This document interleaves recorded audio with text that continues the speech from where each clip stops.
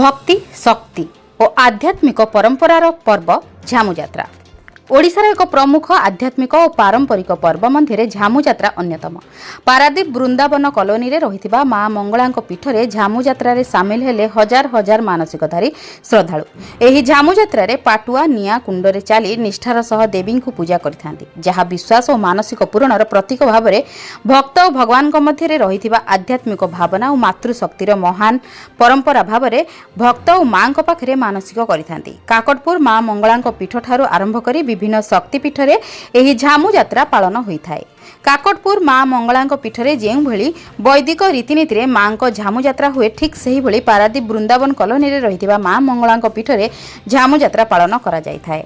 एही यात्रा रे भक्तिमय परिवेश सृष्टि हेबा सहित समुद्र कूलरू मांक उद्देश्य रे कलश शोभायात्रा रे मांक पाटुआ घंट घंटा हरिबोल हुलहुली रे नगर सारा पाछोटी आनी श्रद्धालु।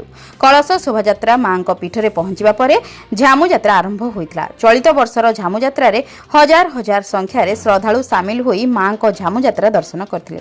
मां झामु यात्रा किभली शांति श्रृंखलार सहित समापन हेबो एने मंदिर कमिटीर समस्त सदस्य मानक सहित स्थानीय वृंदावन कॉलोनीर मुरबी तुल्य व्यक्ति विशेष स्थानीय पारिषदों समेत श्रद्धालु माने एथिप्रति दृष्टि देवा सहित मां आशीर्वाद ग्रहण करिथांती।